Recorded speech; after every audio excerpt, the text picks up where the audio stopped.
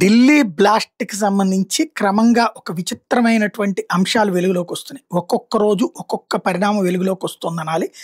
అందులో భాగంగా చూస్తే ఆహ్, ఇదిగో అక్కడ ఇది జరగగానే ప్రాణాలు కోల్పోగానే పబ్లిక్‌లో సోషల్ మీడియా పోస్టుల్లో నవ్వుతా పోస్టులు పెట్టినటువంటోళ్ళు. అనేక మంది అదే సామాజిక వర్గానికి సంబంధించిన వాళ్ళున్నారు. అంటే కామెడీగా, సంతోషంగా ఫీల్ అవుతున్నటువంటి పరిస్థితి.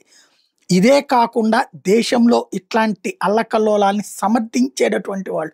చివరికి అది మోడీకో, బీజేపీకో అంటగడతా సాగేటటువంటి వైనం ఇంకో పక్కన నడుస్తుంది. ఇంకో వైపునేమో వాళ్ళ వాట్సాప్ చాట్‌లలో చూస్తే స్పష్టంగా, ఖచ్చితంగా ముందే పక్కా ప్రణాళికతో చేసుకొచ్చారు.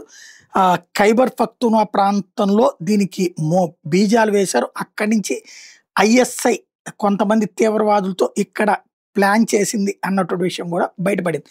వాట్సాప్‌లు, టెలిగ్రాముల ద్వారా ఒక పక్కన విషయాలు బయటకొస్తున్నాయి. కానీ ఈ లోపుగా మాత్రం ఈ గొడవ నడుస్తూనే ఉంది. చివరికి ఎలాంటిదంటే ఆహ్, ఏదైతే శంషేర్ ఖాన్ అనేటటువంటి ఫరీదాబాద్‌కి సంబంధించినటువంటి అతను ఒక వీడియో పోస్ట్ చేశాడు.